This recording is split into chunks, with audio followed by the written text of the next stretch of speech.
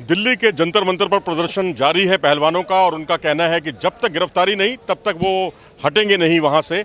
और आज जो सुप्रीम कोर्ट में जो कुछ हुआ इसे बेशक एक आम आदमी पहलवानों को पटक नहीं मान रहा हो, लेकिन पहलवान ऐसा नहीं मानते। और मेरे साथ सोमवीर हैं जो कॉमनवेल्थ गेम्स के 2018 के पदक विजेता हैं और साथ में हैं सुखदेव मान जो कोच हैं इनके।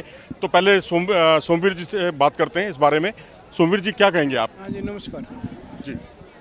क्या चल रहा है? हमारे जितने भी रेसलर्स हैं या हमारे गांव देहात के जो भी हैं, और कुछ लोग ऐसे हैं जिनको पता नहीं है, इन्फॉर्मेशन नहीं है क्या प्रोसेस होता है कोर्ट का, तो वो इस बात को इतना हाईली लेते हैं, उसे एक नैरेटिव चलाते हैं। फिर किसी से ही मिलते हैं वो एक नेगेटिव बात करते हैं उसके सामने। उनका तो ना वो नीचे दे दिया, उनका तो कोर्ट ने नीचे दे दिया, सुप्रीम कोर्ट ने छोड़ दिया। लेकिन एक्चुअल में क्या बात है भाई, जितने भी सुन रहे हैं, अगर गांव देहात से कोई सुन रहा है, जो पहलवान सुन रहे हैं, जो सुप्रीम कोर्ट में जब हम गए थे वो गए थे एफआईआर के लिए।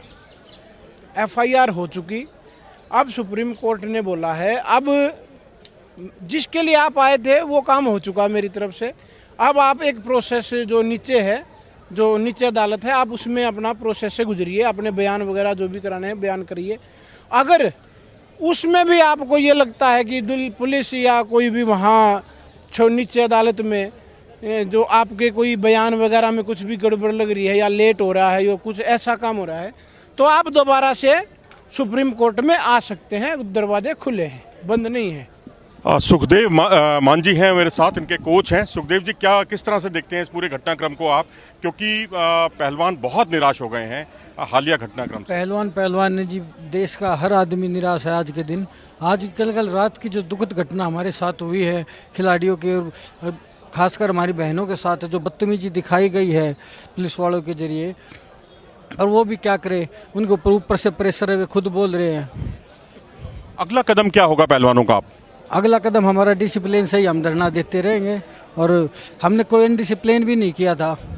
कोई किसी ने भी, जितने भी यहाँ पे आ रहे थे, आप भी खुद शुरू से 11 दिन से यहीं हो, आप भी खुद देख रहे हो कितने वेल डिसिप्लिन में हम सबको खाना खिला रहे हैं। यहाँ बैठे हैं आदमी, आ रहे हैं, उनको पानी वगैरह जो भी कुछ लेके आ रहे हैं, सबको बड़ा मान सम्मान से बैठा रहे हैं। फिर भी अगर हम अनडिसिप्लिन है तो अनडिसिप्लिन तो क्या ही कहें हम। मेरे ख्याल से पीटी उषा को रियलाइज हो गया, तभी वो यहाँ आई भी, जो उन्होंने कभी इनडिसिप्लिन कहा था आपको। हाँ, पीटी उषा जी आई, वो बोली मैंने इस वे में नहीं कहा, उस वे में नहीं कहा। मैं तो सबको पता है कि आपने किस वे में कहा था। खुद पीटी उषा फिर यहाँ पे आंसू निकालने लग गई। ये कोई वो बात थोड़ी थी कि इतनी बड़ी खिलाड़ी हो गई, जिन्होंने हम खुद भी उनको इतना बड़ा स्टार मानते थे। सोमवीर जी हैं मेरे साथ। सोमवीर जी, कुश्ती का नुकसान हो रहा है। अब देखिए ससारी कप आ रहा है अगले महीने, यासा डोगू टूर्नामेंट आ रहा है। आप तो रेगुलर आप भी भाग लेते रहे हैं इन टूर्नामेंट्स में। ओलंपिक क्वालिफाइंग है, एशियन गेम्स है। कितना बड़ा नुकसान है ये? कुश्ती की हार कह सकते हैं आप इसे? नहीं, कुश्ती वाले कभी हारते तो है नहीं, क्योंकि अब देख लो आप कितनी ताकत से अपनी हक की लड़ाई लड़ रहे हैं। नुकसान तो कुश्ती को है, क्योंकि जब स्टार खिलाड़ी ही रोड पे बैठे हैं, जो कि कंटिन्यू एक मेंटेन था जिनका एक इंटरनेशनल लेवल, और वही रोड पे बैठे हैं, तो फिर नुकसान तो है ही। अब ये काफ़ी सोचते हैं कि भाई जो सेकंड प्लेयर हैं वो खेल लेंगे, जो जूनियर प्लेयर हैं उनका नंबर आ जाएगा।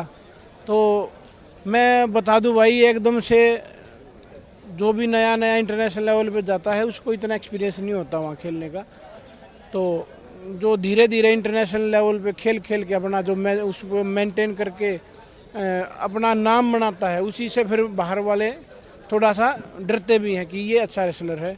और जब जूनियर रेसलर जाएंगे तो उनको ज़्यादा उम्मीद हम कर नहीं सकते उनसे कि एकदम से गोल्ड या कोई भी मेडल लेके आएंगे। जिस तरह की कल घटना हुई है, एक शर्मनाक घटना हुई, और बल प्रयोग का भी जैसा कि पता चला इस्तेमाल हुआ पुलिस द्वारा।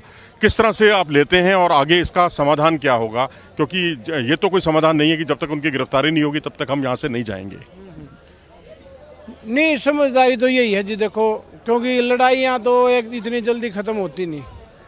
असली लड़ाई तो यही है। अगर मैं एक बात करूँ, अगर एक बहन कोई भी लेडी खड़ी है और वो जाके थाने में या चौकी में अगर बोलती है कि मेरे साथ ऐसे ऐसे जो एलिगेशन इनके ऊपर लगाए हैं, अगर वो मेरे खिलाफ अगर वो ऐसे चौकी में थाने में जाके बोल दे, तो पुलिस आएगी, मेरे को बगैर मेरे से एक बार भी पूछे मेरे को उठा के डाल देगी अंदर। जो कानून बोलता है, जो उस धारा की ये धारा लगने के बाद ये प्रोसेस है। और वहाँ तो उनके FIR भी होगी, धारा भी लग गई, सब कुछ हो गया, लेकिन फिर भी वो एक्सक्लूसिव इंटरव्यू दे रहे हैं। नहीं, फिर इसका मतलब क्या समझे हम?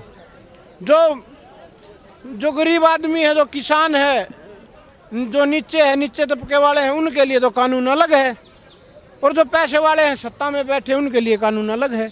इसका तो ये साफ साफ यही दिखाई दे रहा है। तो आपने देखा पहलवान कितने निराश हैं, हताश हैं। उनका कहना है कानून सबके लिए एक जैसा होना चाहिए, ये उसके मापदंड जो है अलग अलग नहीं होने चाहिए। कैमरामैन प्रमोद के साथ मनोज जोशी, इंडिया न्यूज़।